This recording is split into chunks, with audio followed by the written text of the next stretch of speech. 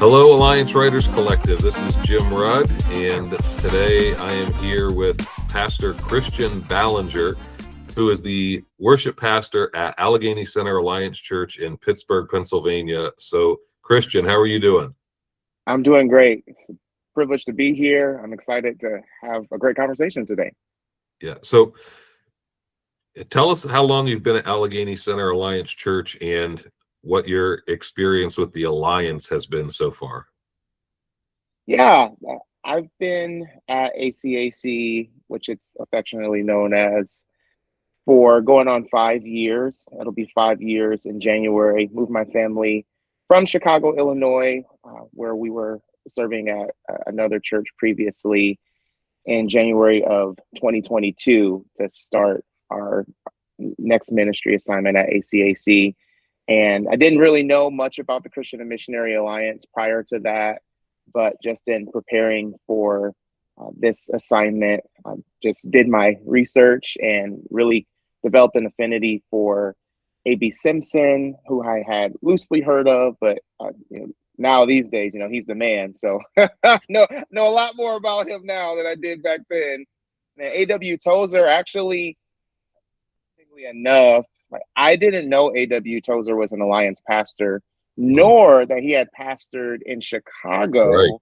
where I got my start in full-time ministry. So I didn't find that out until right around the time we were going to start the assignment at ACAC. And actually, a lot of people don't know that Tozer is an Alliance pastor, which I guess in the grand scheme of things, that doesn't matter, because in the kingdom, it's all free and we're all one church. But yeah, that I've just come to appreciate the diversity within the Alliance, the breadth of impact, getting to talk to some people who serve within the Alliance across the world, which we might talk more about a little later. But it's been a good experience. It's been a lot of learning, and I'm excited to learn and experience more. That's awesome. Yeah. Tozer's influence is broad enough that I think the whole evangelical church appreciates him, but I love reminding people that he was part of the Alliance. Yeah.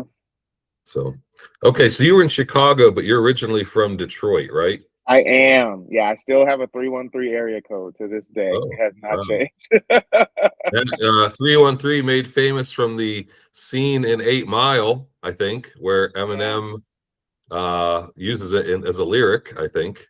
Yeah, let me tell you something. Everybody knows about 8 Mile because of that movie, but 7 Mile is where stuff really pops off. And that's where I used to live. Okay. So there is a 7 Mile? Yeah, we have the mile roads in Detroit. It's kind of just one of our things. But yeah, that's where I grew up, born and raised, and then moved to Chicago, and now I'm in Pittsburgh. Wow. Okay. Well, let me just say, number one, I appreciate Detroit for their pizza. Detroit style pizza. The best. Thank you for saying that. Chicago.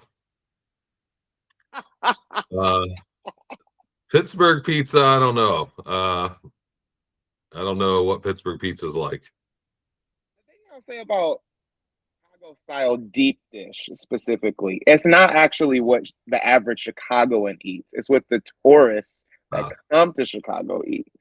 Gotcha. Okay. Yeah. I can appreciate everybody out there.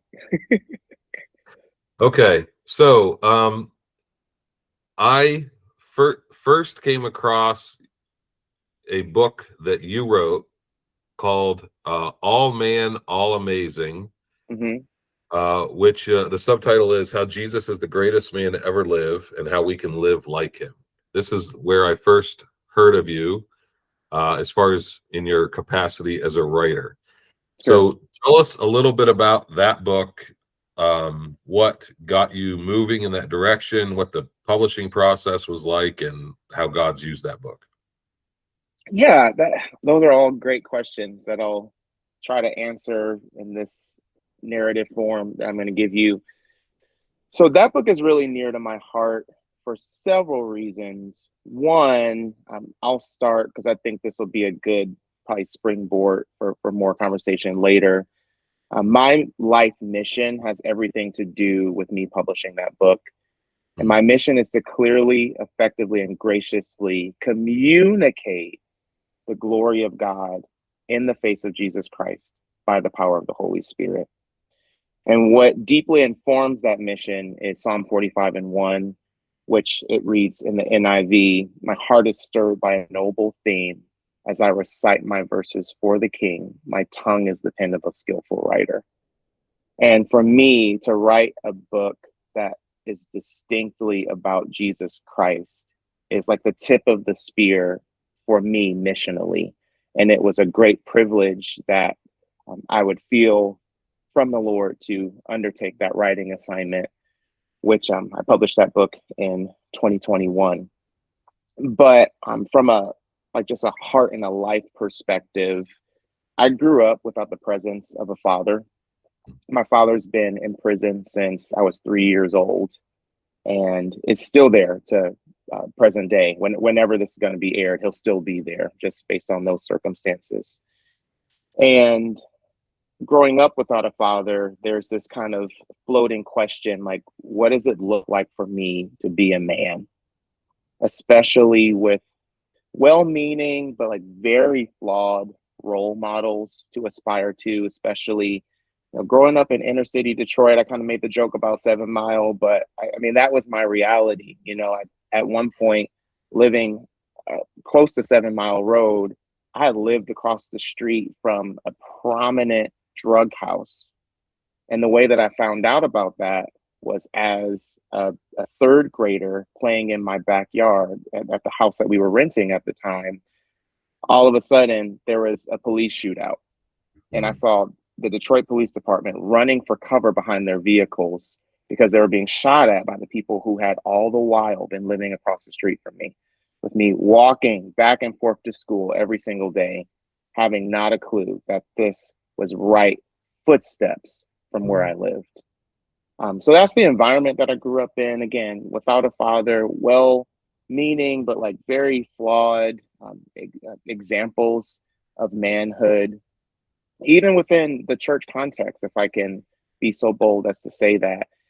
So I always have this question, what does it look like for me to be a man? And then one day I just felt from the Lord, like, I have shown that to you in the person of Jesus Christ. So the Lord planted the seed for this book as an answer to this question that, whether I knew it or not, I had been asking all throughout my upbringing, and then even into my young adult years. And the seed of this book got planted, and I knew I didn't have enough life experience. I didn't have enough theological articulation to really start writing that book, right when I felt that impression to eventually do it. So I just kind of jotted some things down, put down an outline. I know I'm getting a little bit into process right now. I jotted an outline. I said, I'm going to come back to this outline when I feel like the time is right.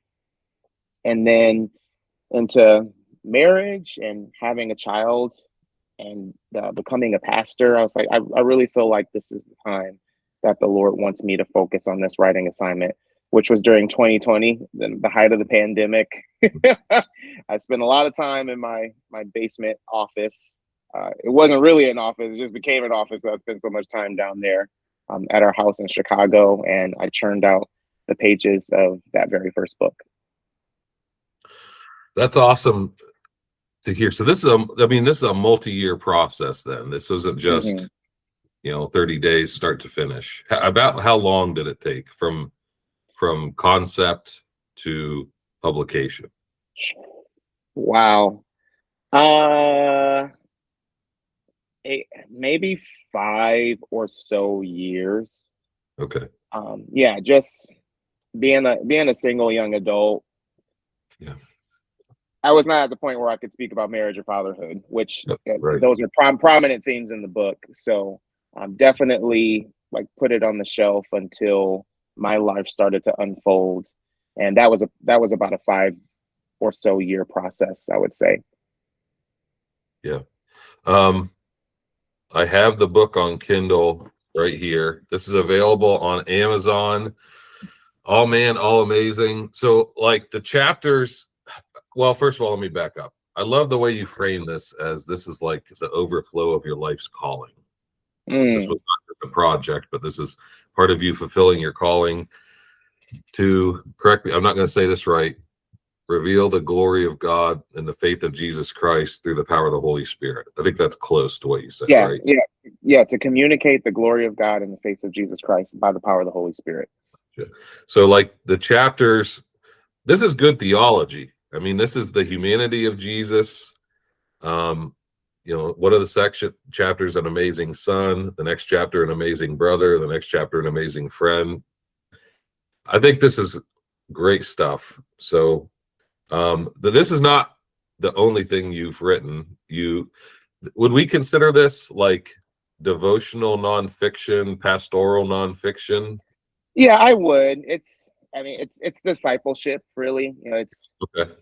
Follow me as I follow Christ. It's pointing to him as the example in some ways that we might not immediately intuit because of maybe taking his humanity for granted in light of him being the divine Son of God. And that was one of the things that I really tried to highlight. Yeah, First John says that if we deny Jesus' humanity, that's the spirit of the Antichrist. You have to affirm his humanity. And sometimes that does get lost in the shuffle because we really want to be quick to affirm his divinity, of course. Yeah. Too, but that doesn't mean affirming his divinity doesn't mean we deny his humanity. Right. Exactly. Now, you also recently had an opportunity to present a different type of writing, right? So tell us about that. Yeah, so I had the privilege to be a presenter, one of 20, at a recent theological symposium for Christian education on the topic of the deeper life and mission perspectives held by the Alliance World Fellowship in Izmir, Turkey, which was one of the great highlights of my life and ministry. And all of that was brokered because of something that I had written. I saw on Instagram last fall that this gathering was happening and that they were soliciting papers. And I had honestly already written something for a different purpose that didn't pan out, but I felt strongly about what I wrote. So I just kind of like slightly tweaked it for a new setting. And then I heard back that they wanted me to be one of 20 presenters, which again was a great honor and a privilege to be amongst such peers that I have come to esteem, respect, and have regard for. That's awesome. So this happened just recently, right? Yeah, this was in May of this year, 2026. Yeah. Now, not everyone knows what Alliance World Fellowship is, and I don't know how much you know about it, but what is Alliance World Fellowship? What do you know about it? Yeah, I mean, basically what I surmise of the Alliance World Fellowship is it is the mutual cooperation of national alliance churches from all across the world, just seeking to organize the alliance movement worldwide and to cooperate in any way that we can for the advancement of the Great Commission.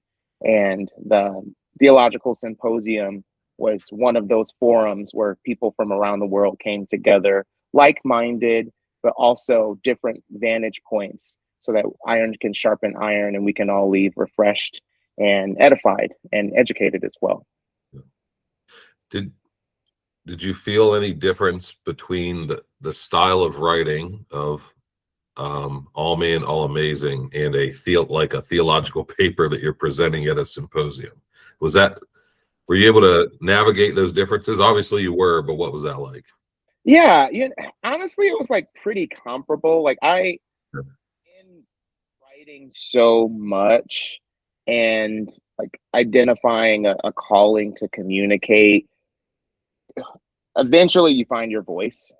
And for me, like the writing that I did for All Man, All Amazing, it felt comparable. Like I knew there are some like things contextually I just needed to consider, but like the body of my voice and the way that I communicate on the whole was very much represented in that paper, just as much as in All Man, All Amazing. Now, you mentioned finding your voice, and this is something that a lot of people bring up in the writing community. Mm-hmm. How did you find your voice? And is there a way that you could characterize your voice? Yeah, great questions. I found my voice by using it. And that's gonna sound like an oversimplification, but I'll say more about that. The more you use your voice, the more you hear it, the more you recognize things, and the more opportunities you give people around you to affirm and speak into your use of your own voice. So for me, how I would coin my voice, I'm an intellectual worshiper of Jesus Christ. Okay. So there's always going to be an element of like intellect when I communicate, and that's like in the writing context, that is in the speaking context, even as a worship pastor, like that's something that I even try to encourage like aspiring worship leaders that I'm developing, like for us to like worship to love God with all of our heart, soul, mind, and strength, that there is an intellectual component as it pertains to what it looks like to carry out our ministry and ultimately worship God. So there's always going to be an intellectual part. I'm a worshiper at heart. So it's important for me that the things that I convey lead people into a deeper regard, appreciation, and fellowship with Jesus Christ.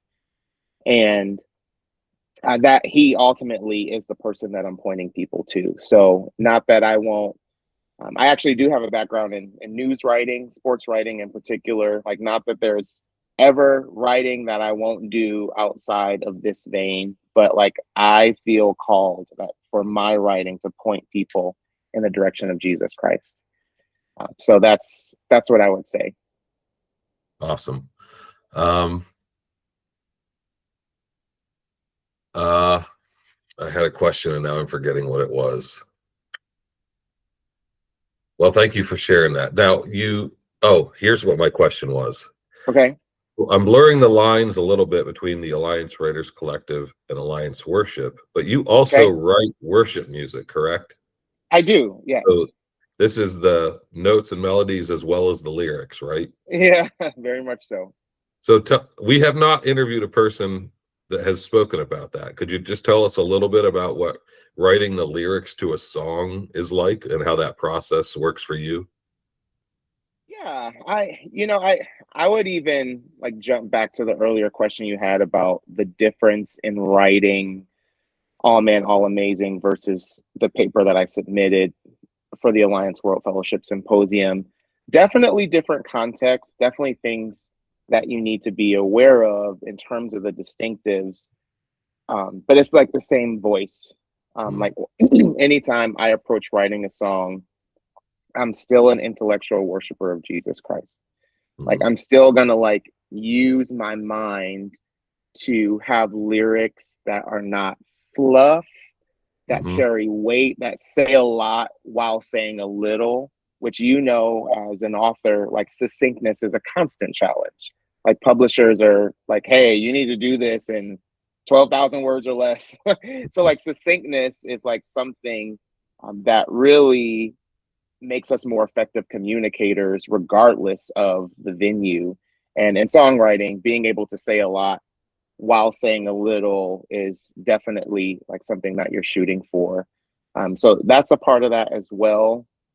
And keeping with the Alliance Writers Collective, inviting others. Collaboration, can be intimidating in any respect, but you're always better for it. And it doesn't always go well, but in general, principally, in the multitude of counselors, there's wisdom. So engaging in collaboration like strengthens the voice of what you're trying to convey in a given song. And just like you have to like sharpen your skills as an author or as a writer in whatever vein, like there are musical skills that you have to sharpen. You have to like understand music theory to some degree. You have to have an understanding of keys. You could write a song in the key of C and it like fall flat. But if you change the key to F, then you might have a hit. All of those things are intangibles, but also kind of tangible as you're going about the business of songwriting as well. Okay. Do you have any new projects or anything else coming up that we should be prepared for? Yeah, so actually, I was very pleased. Thank you for teeing that up. To have you endorse an upcoming work that's going to be published in August of this year, 2026, called Still Amazing: How Jesus Lived a Life of Lasting Impact and How You Can Too. It's kind of a continuation of All Man, All Amazing, which focuses on like Jesus in the relational realm. And this really focuses on Jesus in the realm of service, what it looked like for him to be effective in his public ministry and how we can model our lives after that. I'm really excited about it. Yeah. Was that published through a different process as the first book? Good question. So even though as of August, I will only have two published works. I will have a diverse publishing experience because I self-published through a self-publishing company. Book Baby was the name. All Man, All Amazing. So I had a lot more control over things, which, there are some advantages to that. I had the opportunity to be traditionally published through Ambassador International for this upcoming project at the time of this recording, and a lot less control, but like more support in some ways, and in the eyes of the public, perhaps like more legitimacy. But honestly, having you endorse the book makes it like wholeheartedly legitimate. So Well, that's we'll all I see about need. that. We'll see about that. I have not lost my ordination or credentials yet, so this might work out. Well, the endorsement thing is actually one of the best parts of the Alliance Writers Collective. In my experience, is that we have a network of people that can read, provide feedback, endorse, that type of thing. So I was glad to get to do that. I appreciated the invitation to do that. And hopefully that does not hold it back. I'm sure it'll do great. So it comes out, did you say in August? Yes. Mm-hmm. And Still Amazing. And the subtitle is what? How Jesus Lived a Life of Lasting Impact and How You Can Too.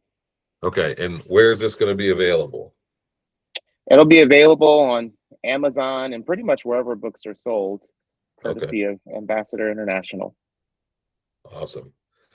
That's great. So I'm hoping that the next time I drive from Philadelphia to Pittsburgh and stop at a gas station in Breezewood, I can pick up a copy at a gas station. Have you ever been to Breezewood?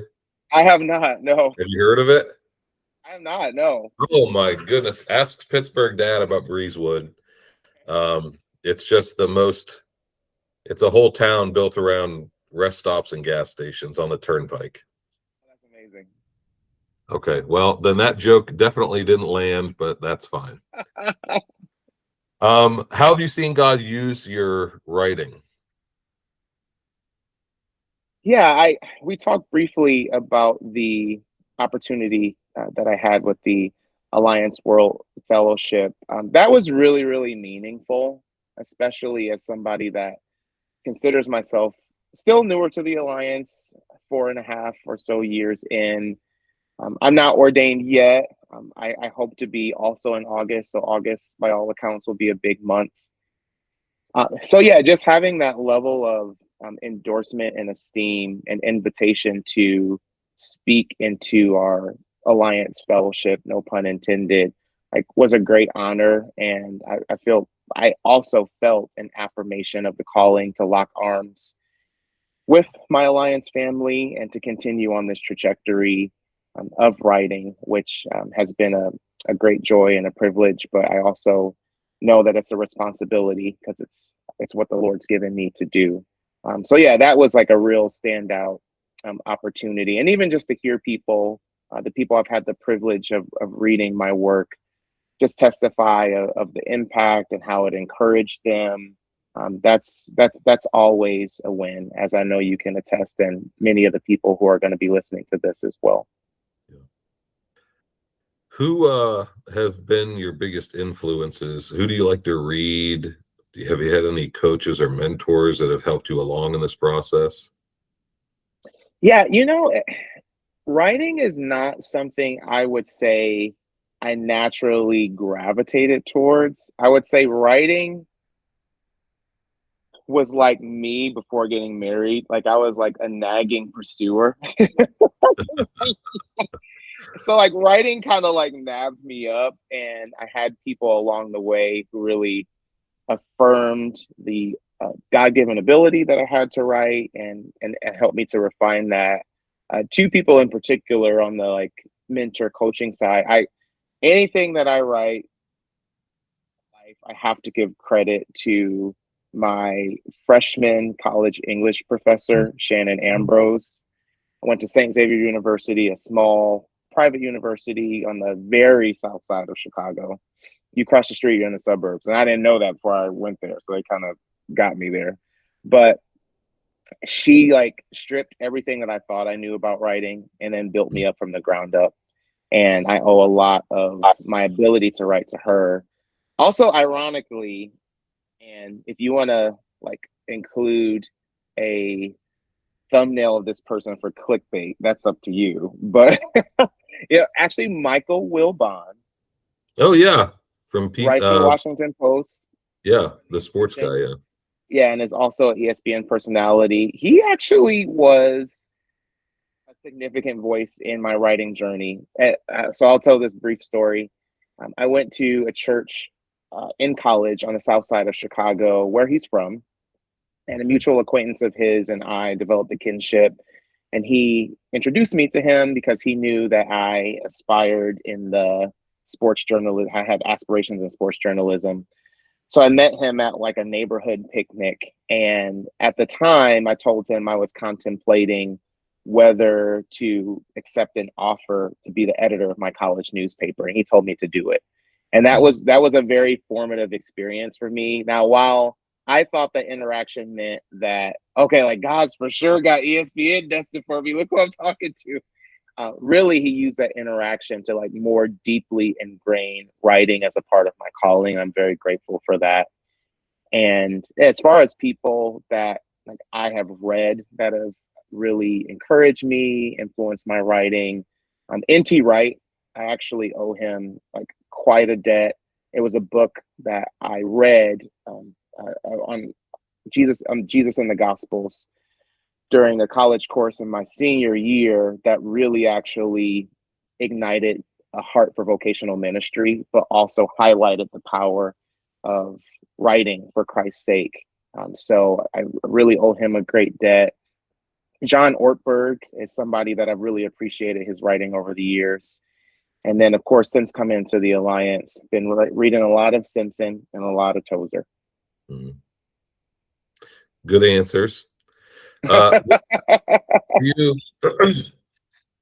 There is a possibility that you could be the first person to ever write a headline about the Lions winning a Super Bowl. Hey, no one has ever written this. Okay.